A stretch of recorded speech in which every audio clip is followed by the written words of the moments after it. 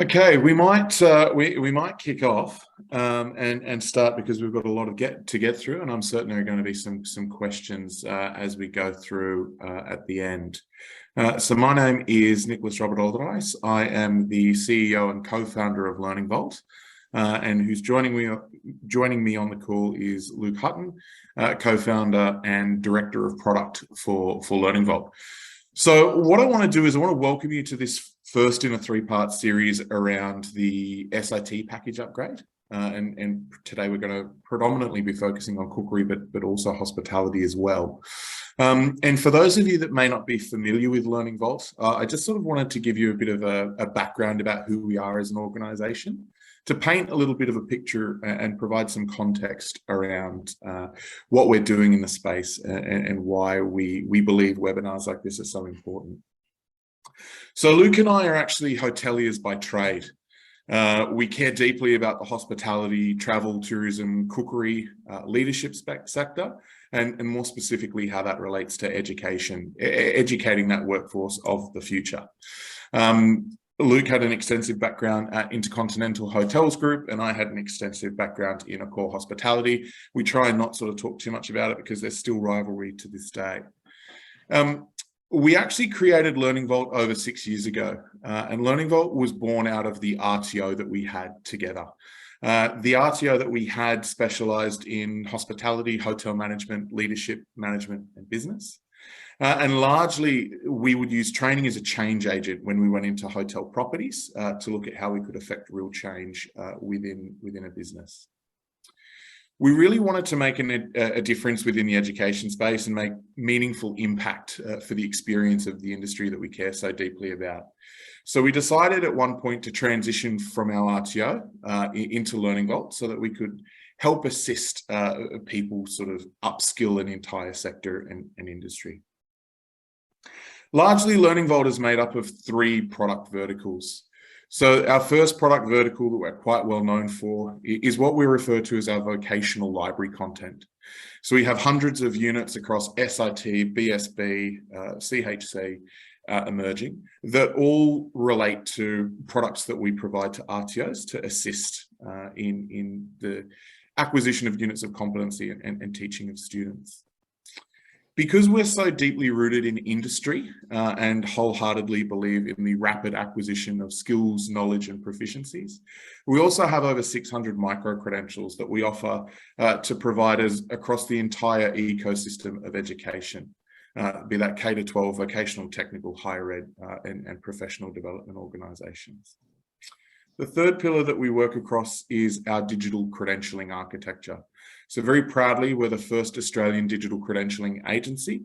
We are 100% sovereign, and we provide digital badges, digital credentials, and we have an AQF-based digital certification product that plugs into student management systems that allow RTOs to issue verifiable credentials for their certificates, testamars, and statements of attainment that meets all of the requirements under the AQF. At the conclusion of this webinar today, and for all subsequent webinar series, you'll also be receiving a digital badge to prove your currency relating to this particular 1-hour webinar. What I would like to do is just sort of paint a picture around everything I've said about Learning Vault and talk to you just very briefly about what our mission is here. So we are centered around the power of knowledge. We amplify and democratize the transformative potential of knowledge and learning to unleash social, economic, and geographic human mobility. And we strive to do this with every product that we have, but also trying to support the space and the ecosystem to make every single person involved in the education ecosystem empowered to affect change to their students. And with that, I'd like to hand over to Luke Hutton, Director of Product, to actually walk through today's industry engagement and consultation process and where we've sort of gotten to date with our SIT upgrade. Thank you, Nicholas, and my thanks to everyone for joining along today. We had a fantastic amount of responses about this webinar, so we really want to thank you all for engaging, with the industry and the education sector we care so much about. For today, I'm going to be walking through a few different aspects about consultation with industry that we've conducted over time, as well as obviously the SIT package and how the two relate. I'm sure that there may be some questions amongst the audience along the way. One of my colleagues is currently screening for them as we go through. We will be having a dedicated question time at the end, but he's there to also interrupt me if there's anything that can be answered sort of quickly as I'm going through. But by all means, don't think that you'll be left out if you did have a question sort of during what I'm talking about, because there will be ample time for discussion at the end. So first of all, I wanted to start off by talking about the industry consultation and expectations that we've found through a few things that we've done, both within the RTO space as well as within the actual professional industry around cookery and hospitality and everything within SIT. So first of all, we think industry consultation is super important, obviously, especially over the last couple of years, because the industry has been so crippled by COVID. And I'm sure all of you well know there are a huge amount of skill shortages, especially for qualified staff in a number of different sectors within hospitality. So as we were going into this new package upgrade, we found it especially prudent to make sure that we did connect both with the professional industry itself, trying to recover, but as well as the education industry as well, to make sure that we could marry those two together and ensure that we could really align those sectors. So we believe that it really is more important than ever at the moment to align the knowledge and skills that are required by students within their studies to the current industry trends, and then prepare them for that recovering and adapting industry as it moves forward. So our process for the industry consultation was we engaged a number of people. We formed a validation panel with people that have extensive industry experience within hospitality, and people who represent some of the leading organisations and bodies within the sector that are working to mould the industry's future and support the professionals that are within it. Some of these people you will meet in our future webinars in the series, where we'll be having some panel roundtable discussions about some of these findings that I'm going to touch on today. But they are representatives from the Australian Culinary Federation, Tourism Training Australia, CASCAT, Food Logic, MasterChefs, a variety of small and medium RTOs that was very important that we speak to, as well as small and large business operators, specifically within commercial cookery for the purposes of today's webinar. And in this process, we ran a number of collaborative workshops and roundtables to be able to discuss the needs of the industry, and then also the needs of the education world. So how the new package can be approached to make sure that we achieve the desirable outcomes that are required by both industries, and making that connection between the two. So really the ultimate goal of this consultation was to gather all the information that we could, take those findings, and for ourselves create a product that's really going to prepare industry-ready graduates, not only for preparation in an industry that is recovering from quite a heavy blow over the last couple of years, but also be able to maximise their engagement with that industry and be able to forge strong future career paths. So from these consultations that we did, I just wanted to share a few of the key findings that were a product of the discussions we were having.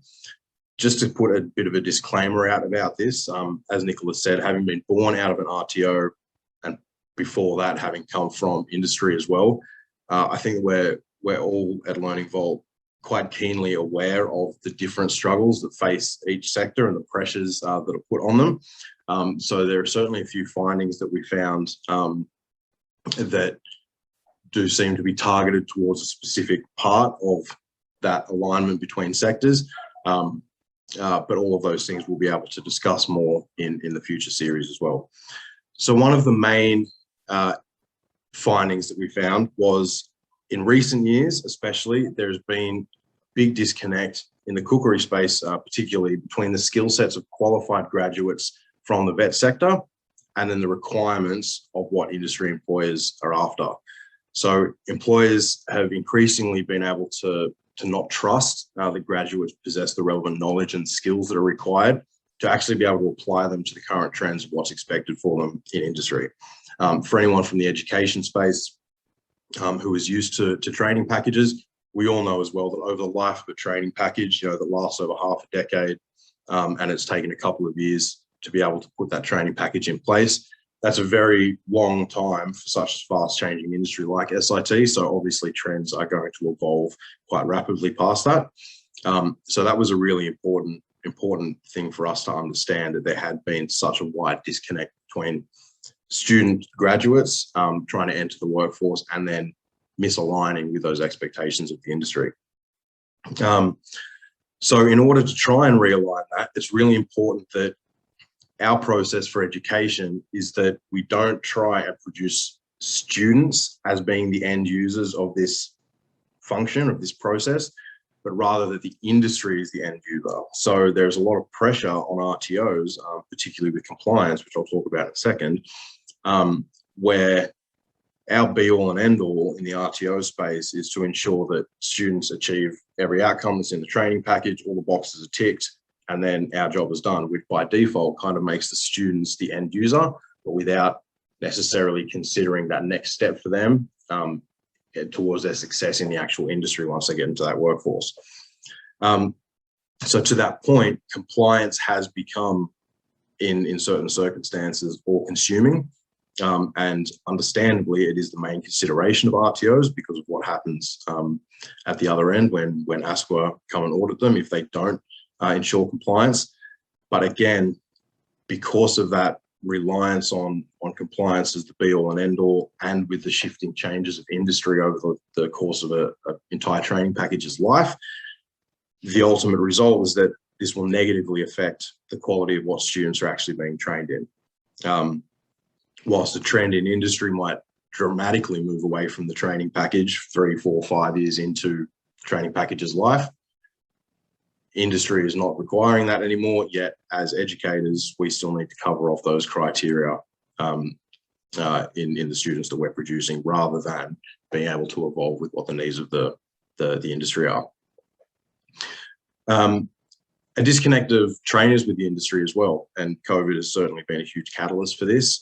Industry currency is obviously a requirement for educators in the vet sector, but being able to keep up to date with those current industry trends is definitely something that our consultation found had slipped quite a lot. Either trainers were only doing or only able to do the bare minimum for industry currency, and because everything was tipped on its head so drastically, that has definitely created a significant divide and disconnect over the last couple of years.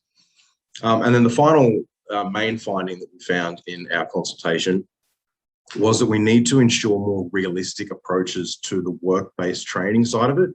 And this is a difficult one because it's not always actually reflected in the training packages. So in the training package, the number of shifts and the service periods that we have to tick off in certain, especially in cookery units that are based around the service periods, it's not actually reflective of what's happening in industry. So rather than, box ticking to make sure someone has done 5 breakfast services and 5 lunch services and 5 buffets, it would be more prudent for us in aligning with industry requirements to test ability to work in operational kitchens, the quality of the products that are being produced by the students. And that is definitely a disconnect that we need to try and be able to maximize, and our job as educators to be able to maximize in the way that we facilitate and train students, and certainly assess them to be able to prepare for industry. So for the new training package changes, I'm sure many of you are well aware of this, but the new training package changes at a higher level, and what was kind of discovered by the Skills IQ committee and all the participants in that consultation process. The training package itself and the units within it, they needed to be updated to meet requirements for cross-sectoral opportunities within the industry. And this is really important because hospitality is a great example of a training package or a sector that does have a huge amount of sideways movement in careers. There's a huge amount of crossover between skill sets and its applicability to different roles within the sector.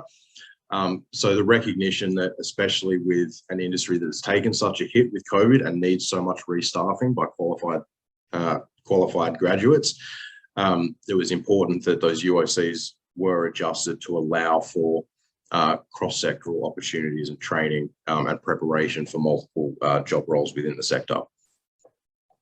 Technology was a big one as well. So technological trends within the sector have increased massively since the last training package. And this is both from a business and consumer perspective as well, on the way that they engage with the industry. So specific skill areas that were identified by the committee was communication, data analytics, online presence of business, and the way that they have consumers engaged with their products and services, and of course, social media. So all of those aspects needed to be revamped and added into the SIT training package to have much more prevalence than it did in the old one. And then finally, going kind of back to what I was talking about with the feedback from our validation panel, employer requirements for qualified staff was definitely a recognition in the upgrade of this package.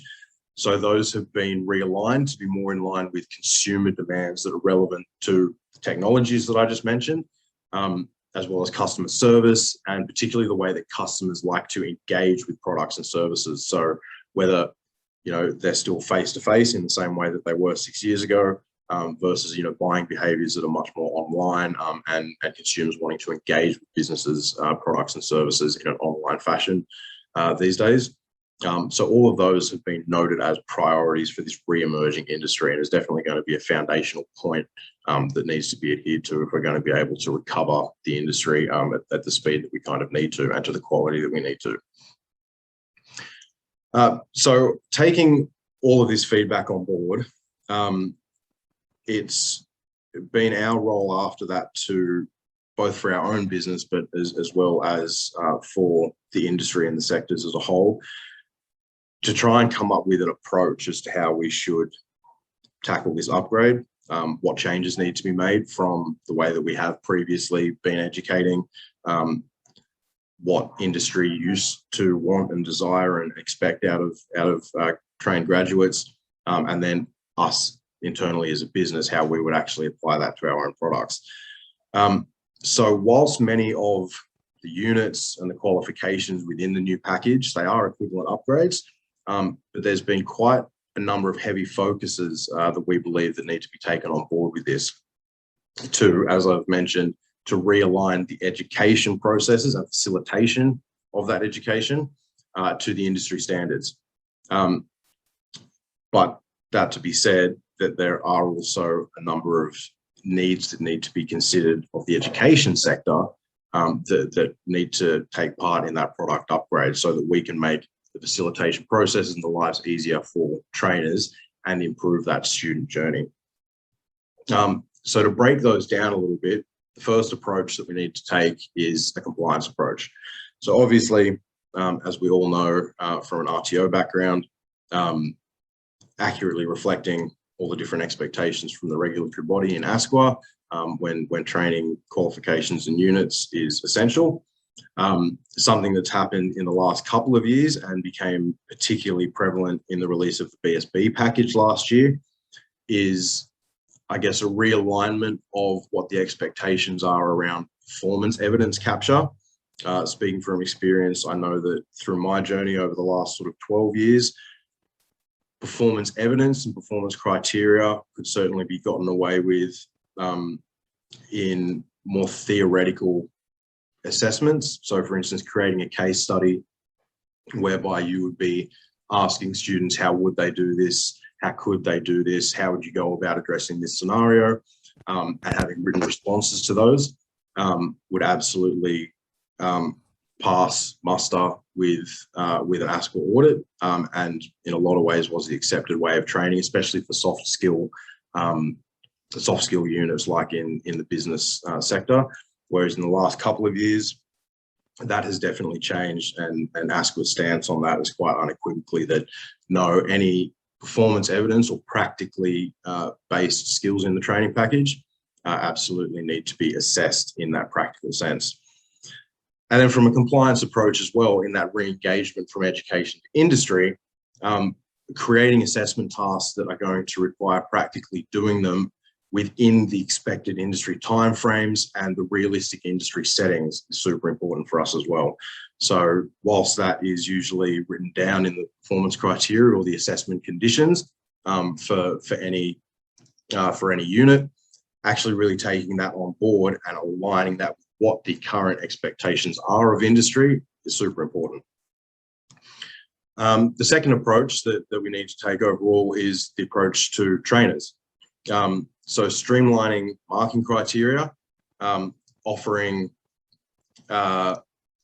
dual opportunities for assessment and content delivery has been a really important role for us in the last few years, especially with Cookery. A huge amount of feedback that we'd received with our old package Cookery product was that trainers for this training package were really struggling with the amount of time that they have to be able to facilitate all of the performance and assessment requirements in all of those units. So one thing that I think is really important, again, to be able to realign the education sector and what is possible to be able to train students on with the industry sector is for us to look at smarter ways to be able to assist trainers in facilitating that content. So an example of that is providing learning information in a way that can be both used as facilitation tools within the classroom in theory by the trainers to students, or can be assigned to students in a way that they can engage with it before class, sort of as pre-learning, so that we minimize the amount of time that's required to be spent in the classroom and can maximize the time that the trainers can interact with the students within the kitchen in practicing their recipes and practical skills for assessment. Luke, just got a question here, sorry. Yes. Do these units comply with the Training Accreditation Council Western Australia? Yes, they will. Depending on which specific requirements or criteria you're referencing, yes, all of our content is built to be not only met to the national framework, but also any state requirements for vocational education training. Thank you. So the third approach that has been really important for us to consider from an industry perspective is the student approach. So industries, or the industry rather, have expressed their needs and acknowledgement that students have very different learning styles. They engage with content in a very different way. And obviously, industry has moved quite significantly in the last 20 years, the education industry, from the traditional paper-based textbook and assessment booklet. But with the embracing of new technologies, new softwares, new abilities to deliver content, both in classroom and online facilitation. This has resulted, I think, in a really big opportunity for the education sector to be able to overhaul and revamp a lot of the design elements they use to be able to engage different demographics and learning styles within their student cohorts. So I think taking, and especially with Cookery, what we found from that industry consultation is taking a holistic approach to the learning content. So reconnecting the learning journey with the actual industry needs.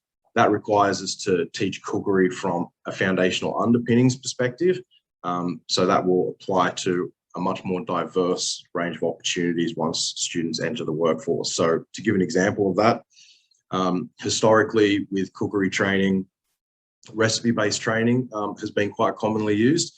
But the downside to that, and the example that I always like to give, is if one of the recipes in the meat dishes unit is a beef stroganoff, and the student is taught only to be able to absolutely nail that recipe, that's great. They'll be able to pass the assessment outcomes of the unit. But if they then go and get a job in the industry in a Japanese restaurant, their ability to cook a beef stroganoff is not going to serve them very well in that new workplace setting. And from a foundational underpinnings perspective of knowledge for the meat unit, if the only thing they know how to produce out of that cut of meat is a beef stroganoff, then they're not being prepared for industry.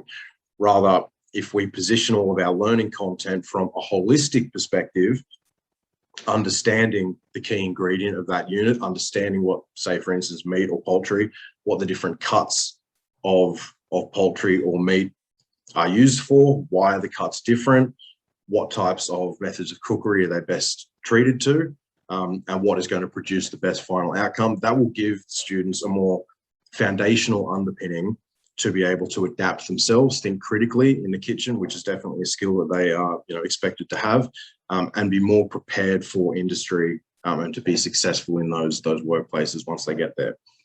And so that's definitely something from an overall education perspective and facilitation perspective that I think industry is hoping to see out of this new package and the approaches that educators take.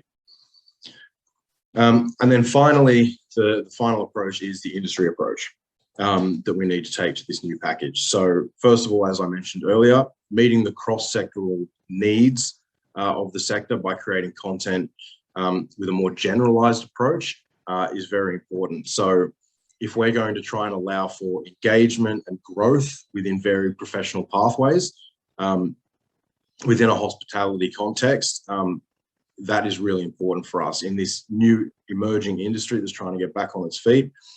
Specializing into certain areas without providing overarching educational, again, underpinnings and exposure to the industry is going to have an adverse effect.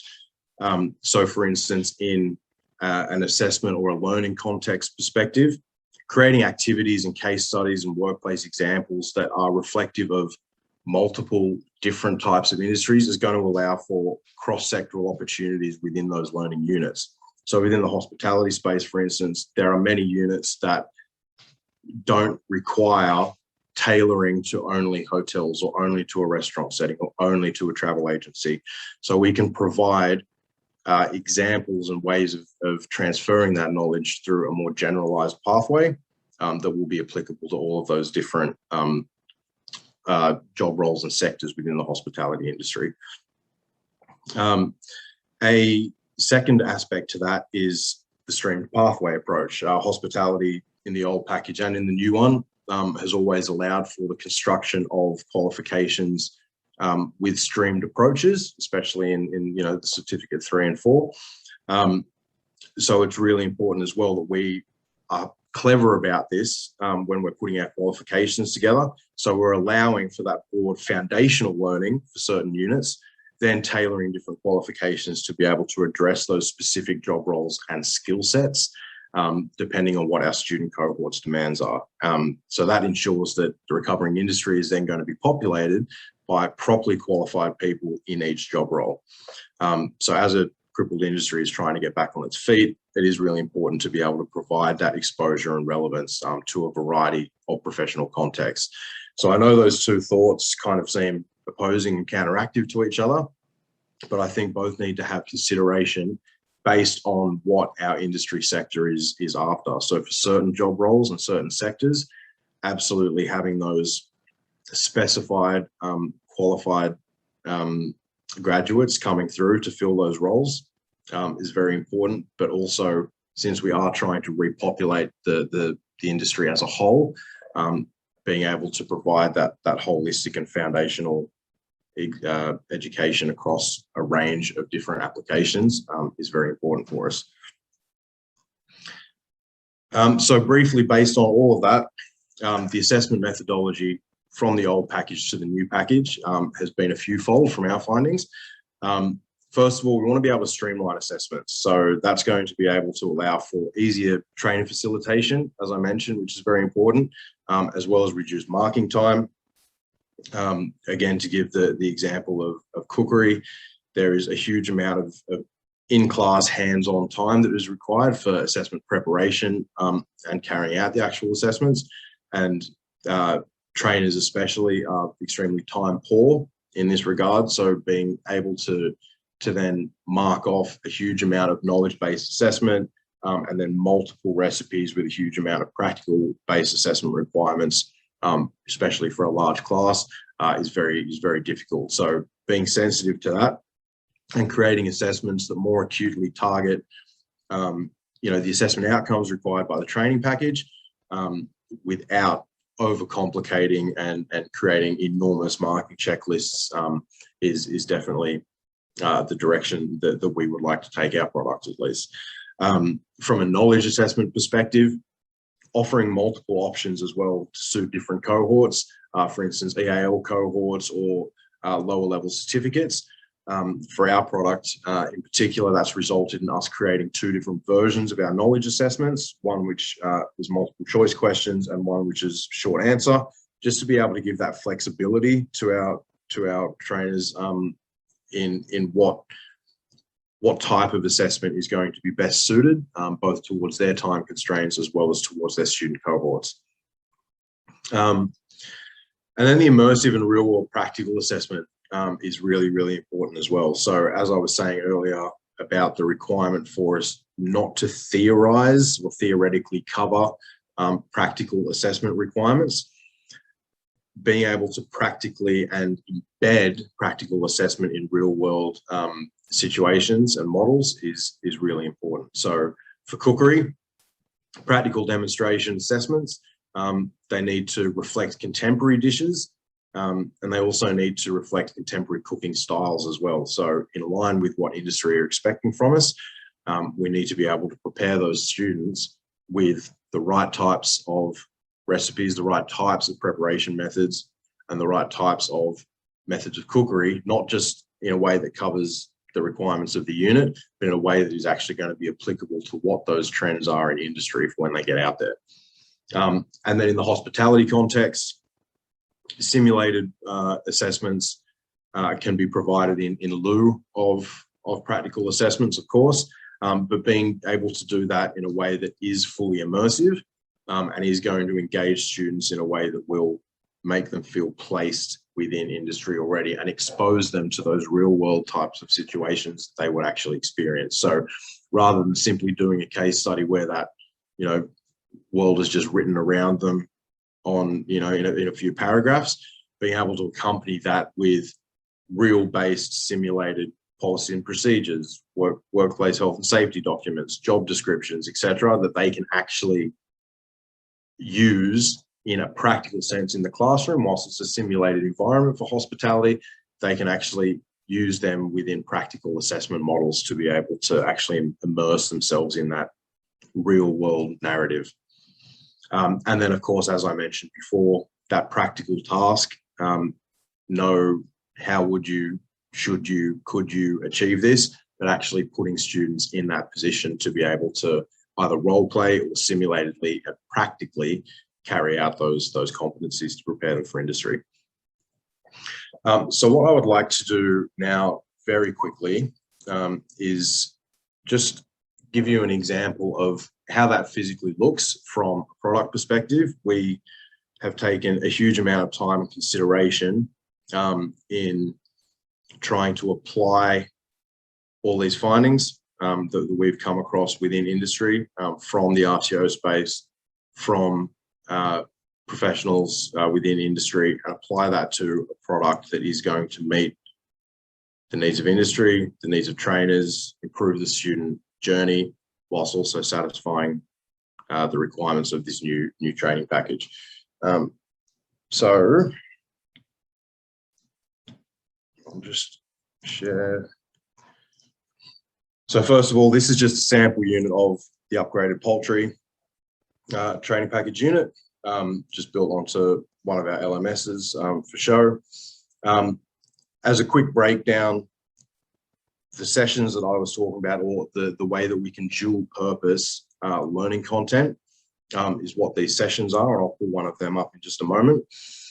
But for the Cookery product, we've decided to create learning content that will not only map to or visually reflect the trainer facilitation slides and talking points that we've created for trainers to use within the theory classes. So trainers are able to, for instance, bring this up within the class and go through with students with talking points and the facilitation guides that we've created to mirror these. but they can also provide these students as pre-classroom learning. If the expectation is for students to go through all of this before they get into the classroom, that can effectively minimize the time that needs to be spent in the classroom and maximize time that can be spent in the kitchen. So it all completely depends on what the delivery style is of the RTO, what the cohort is, and what the requirements are. But it's been really important for us to be able to take that feedback on board and try to accommodate as best we can to meet a multitude of different needs. Then from a key learning content perspective, we do have our digital book. What's been really important for us with the overhaul of this, as I was mentioning earlier, about the connection to students from different learning styles, the interactivity and immersiveness has been fundamental for us to be able to engage students in a way that will allow information to be processed and retained more effectively. So as an example, at small design tweaks, for instance, here, temperature danger zone, in food safety, we talk about this a lot in pretty much every unit, where we're talking about, you know, danger zone of degrees Celsius, we're talking about the 4-hour, 2-hour rule. There's multiple different numeric representations of information that we talk about quite a lot. And if kept as numeric, that can be quite easily forgotten, or it doesn't sink in the same way for a student. So just creating small amounts of iconography and graphics to be able to visually reflect this. You know, this in itself is something that is quite prevalent within real kitchens. Just this image of a clock will be able to better reflect and sink in with the student. The same as with interactive visual representations. So when we're talking about poultry cuts and breaking down a poultry bird into different cuts, purely just having this chart to be able to show visual representations of the cuts where it's located on the bird, and then that can then move further into what we've created for this product, which is custom video content. There's over 24 hours of it across our whole product, where students can actually follow along either when they're in the kitchen or again cover this off in pre-learning to better prepare them for moving quickly through their practical skills and assessment within the kitchen. We've also created, again, to tie in with the needs of industry, we have created custom video content for all of our recipes. Anything that is new for this new package, we will be doing an additional video shoot to fill in the gaps. But we've created this custom video content for all of our recipes across the qualifications, but specifically and deliberately with some of them have not made the video exactly match the assessment recipe that comes with that unit. Again, to promote that idea that students are going to need to think critically, they're going to be able to be adaptive and flexible. So having that foundational underpinning within the learning will better prepare them to be able to adjust recipes on the fly and not rely purely on just being provided with the exact video recipe of what they need to replicate. So all in all, there's been a significant overhaul to our learning content approach, and really every decision that's been made has been to meet one of those things that I've already mentioned, is either to re-meet industry standards, to assist in the process of educators being able to facilitate, and to improve the student journey from an engagement and immersion perspective. Very quickly as well, with our knowledge requirements, as I told you, originally we had just a short answer option for all of our knowledge questions. Again, for those who are familiar with this package particularly, there are a number of units within here that have outrageously large amounts of knowledge evidence requirements, which has required us to in the past, create many knowledge tests to go with a single unit, for example, soup stocks and sauces. And what we've created for this new package is two different options. One will be covering all of the knowledge requirements in short answer form, and the second option will be covering all of the knowledge requirements in a multiple choice format. And that is completely up to the RTO's discretion as to which they would like to use to best suit their student cohort and the delivery requirements of their RTO. And then finally, for our practical assessment wise, for hospitality units, especially ones that are more soft skill based, we do employ a number of different types of assessment styles like role plays and projects and portfolios of evidence. For the cookery package specifically, obviously all the practical assessment requirements we cover off with practical demonstrations, which is the cooking of all the recipes. And within that, we have digital recipe cards, which are similar to those reflected in the learning content, where students have their ingredients and method, custom video that's been created, and then step-by-step process breakdowns of each individual component of preparing that dish.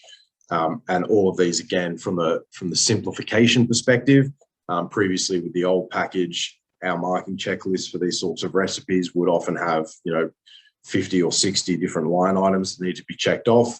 We've now condensed that down to key components for assessing practical outcomes. So they're down to about 20 line items instead. So that was, again, in response to feedback that we'd had from the education industry about the time-consuming and difficult nature for trainers to be able to facilitate and mark the quantity of assessment that they were expected to do. Then from a overall mapping perspective as well, something that we've taken on board for this new package is, again, to be able to map all assessments, not just down to, recipe 1 or recipe 9, but to the specific criteria within that marking checklist that is covering each requirement of the unit and the training package. And secondly, to be able to cover off, I keep scrolling down to knowledge, covering off each knowledge requirement of the unit to where specifically that is referenced and foundationally covered within the learning content that we provide to students. So just a more thorough process of mapping. And again, that's all been in response to requirements of the education industry, either from a compliance perspective or just an internal process, but also to assist trainers in facilitating to students if they need to provide assistance as to where in learning content things can be found, and in a marking assessment consistency perspective as well. So what I would like to do now is open up the floor to any questions, and we've still got another 15 minutes or so. Now, Andy, were there many that came through the chat? Maybe we start in that order first. Well, I'm the one who has the chat at the moment because he needed to pass it back to me for screen sharing. So let me open that up. So I'm sorry if I missed any.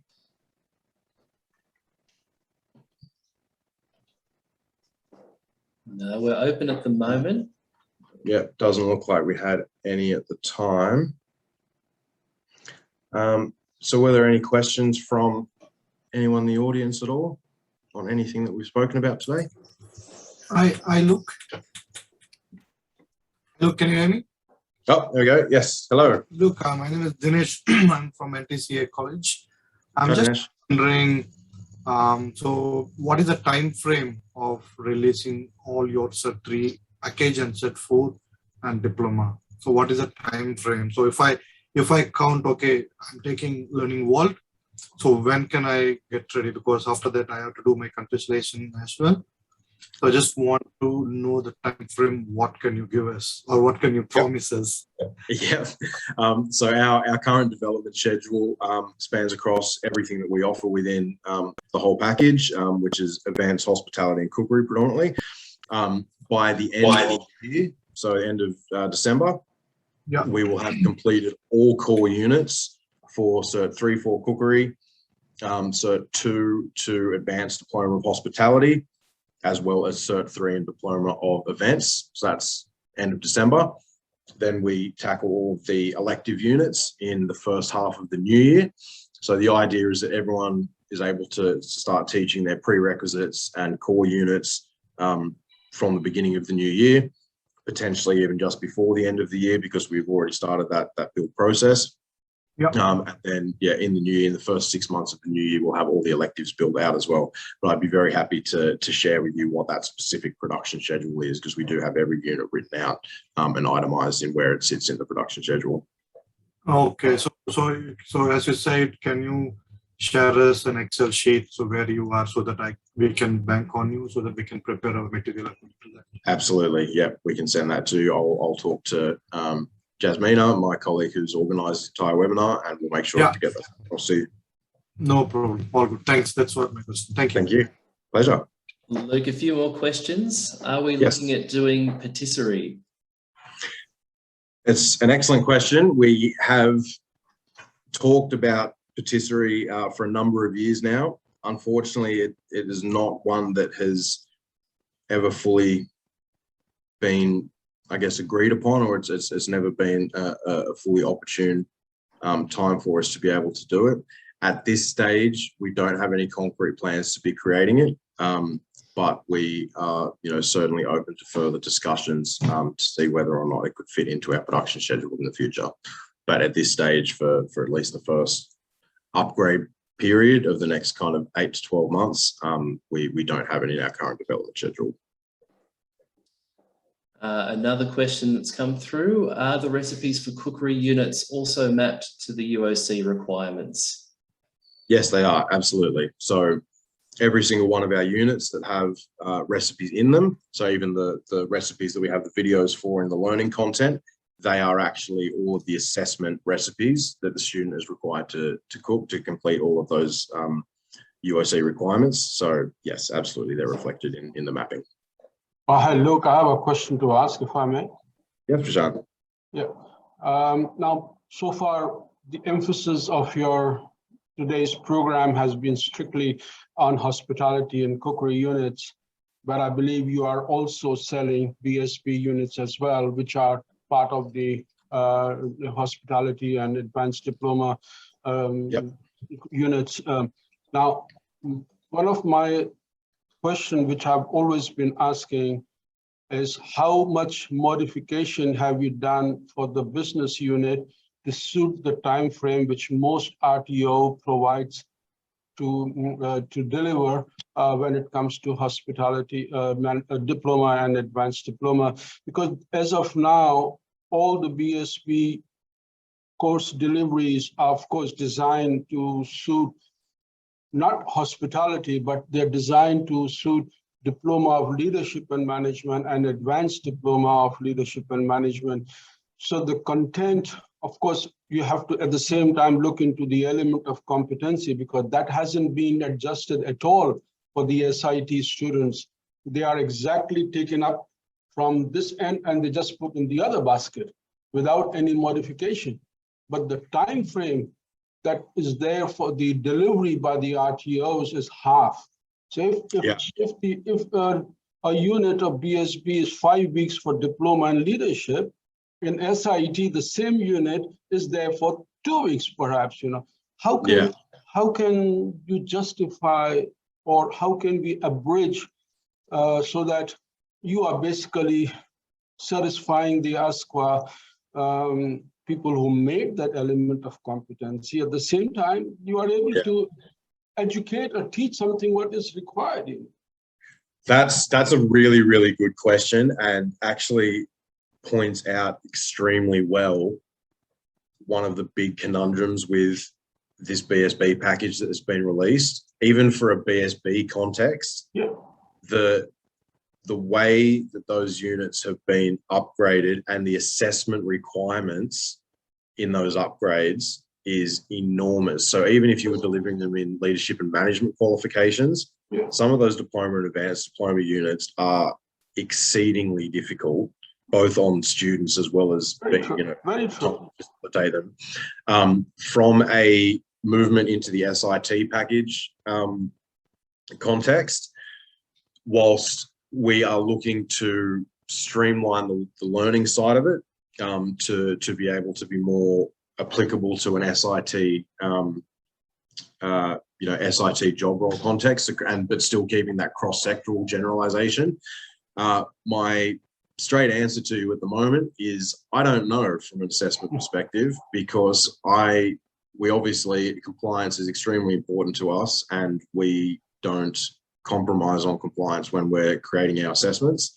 But I do very much enjoy doing, product and assessment facilitation deep dives with clients, and the high level BSB units that need to be delivered. I'm sure there has to be somewhere some compromise, or that somebody has to put forward this. The message has to be conveyed to the people who are making this element of competency, that for the SIT cannot be exactly what, if we have 32 units to do an SIT, whereas in leadership and management are just a fraction of those units, So that's the right. time frame has to be adjusted. The content has to be adjusted for SIT students. And I will be consulting with ASQA about this as well, as we get to the point where we build them. I'm expecting, based on previous experience with them, that the response will be, well, then you need to extend the period of time that you deliver this qualification in. But I completely agree with you that the pressure. Somebody has to adjust. Someone has to. It's like RTO will say, "Well, we don't. Why should we?" Yeah, but at the end of the day, otherwise we are simply tick marking the boxes. Yeah. Yep. Luke, I'm just conscious of quite a few questions coming through. We've got. Oh, there are. Okay. Sorry, Rajan, I'd be very happy to talk with you more about this. After the fact, and I'll talk to ASQA about it as well. So thank you for the question. That's great. There's groups of questions because they're coming through pretty quickly, which is great. One is around our pricing model and structure. The other is the contextualization and the ability to edit our content. And also a question around the Righteous In and Righteous Bean, if that's going to become a website to fully immerse the students. Excellent questions. Pricing structure, I will mostly leave to Jasmina to get back to all those who are inquiring about it. We do obviously have pricing structures and different subscription models and everything that we can provide to you, absolutely. Editing and contextualizing content. There are different ways that you can engage with, with our product specifically. Edit functions for anything that's built onto an LMS, or the assessment documents that are created, mapping documents, things like that. You have full autonomy for editing. The digital learning content that we have, because that's written in software that we own and we securely house those SCORM packets and digital content. Usually for our clients to subscribe to our library content means that they aren't able to edit it. But we are always open to to feedback and input about how we can improve our product. So if there's areas that we could add or tweak to the existing content, we always have a process of continuous improvement that's running. So again, that would be more of an evolved conversation about what sort of edits would you like to do on it, and what kind of processes we could put in place to help facilitate that for you. I know that sounds like a vague response, but it is something that we definitely do explore, and are very happy to talk more about. It's just not a question that can be sort of simply answered as a yes or no as far as the learning content goes. But for assessments and any of our information that is built straight onto an LMS, it starts as an offline document, you have access to that with full edit capabilities. Another question. Sorry, the third one, I haven't answered the third one yet. Righteous Bean, Righteous In. Yes, we are. Short answer. It's been something that's been in the works for a little while now, which we are progressing towards, where we'll create a website for each of those different businesses. Sorry, Luke, could you actually explain to those people that may not understand what the Righteous In is and what the Righteous Bean is also, please? That is a good starting point. Thank you. So the Righteous Bean is our simulated business that we've created for our BSB offering. And the Righteous Inn is our simulated business that we've created for our SIT offering, specifically for hospitality. So to what I was talking about earlier with the immersion for students in a simulated context that reflects real world application, we decided that we would create, or started as creating a few different policies and procedures documents, to the point where we've now really, you could set up a real business based on the amount of documents we have for all these. So that includes full suites of policies and procedures, job descriptions for all the different roles, hierarchical structures. The Righteous Bean is a boutique coffee warehousing and provider, and then in different contexts turns into a franchise. And then the Righteous Inn is a 4-star hotel, so has restaurants, front desk and travel desk and kitchens and everything like that. And it has been on our mind for quite a while to, rather than just provide necessary documents pertinent to each unit with each unit, but to create a full repository online where we can again help put the emphasis back onto the student for their quality of education, to be able to go and find relevant documents that will suit whatever assessment tasks that they're doing. So short answer to that is yes, we are looking at doing it. It won't be happening overnight, but I think that once we complete the majority of this SIT package upgrade, and we have our, we've got our full BSB package and most of our SIT package, then we'll look to collate all of those different documents that are spread across the units and build them into the website offering. Okay, Luke, we're nearing the end. 2 last ones. You showed our content that was hosted on an LMS canvas. Yep. Do we provide that content to be hosted on other LMSs? Would you like to answer that one, Andy? Yes, I will. Absolutely. We do. We LMS agnostic, and we can place our content on any LMS that's needed through a variety of ways, but I think that would be more of a specific chat.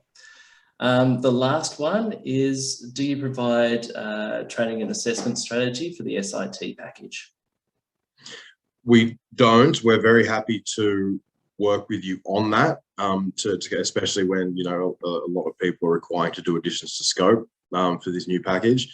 It doesn't come specifically with our content, purely because putting a TAS together is very specific to not only the units that you're offering, but what your cohort is, the delivery styles that you have, what kind of, you know, training environments you have available.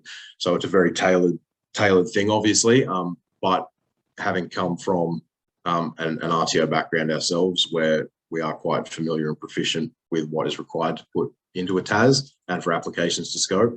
So we'd be very happy to assist with that.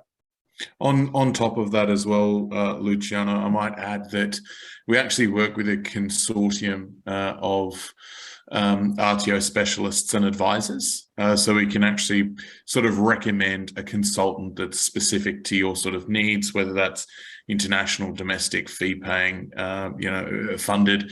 We can sort of direct a consultant that specializes that in your area to sort of help not only with this training and assessment strategy, but others as well, if it requires sort of more specialist advice outside of that sort of SIT or BSB package. It's something that we do a lot of as well. Perfect. One more that's come through. Do you provide third-party observations for workplace training and assessments? We do, yes. So one of the supplementary pieces of evidence that we create with all of our SIT units is a workplace supervisor's report. I will emphasize that it is supplementary. We certainly wouldn't recommend that, given the suite of assessments we provide you, that you put too many eggs in that, solely in that basket. But yes, we have the workplace supervisor's report, which covers off all the main practical observable requirements that you would expect a student to provide, and all written in observable language that can be quantified by a supervisor in the workplace.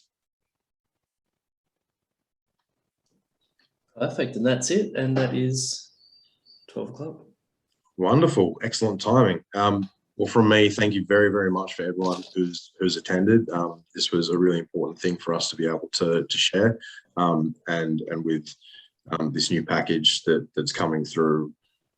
Really, we're very passionate about trying to get it right and get as much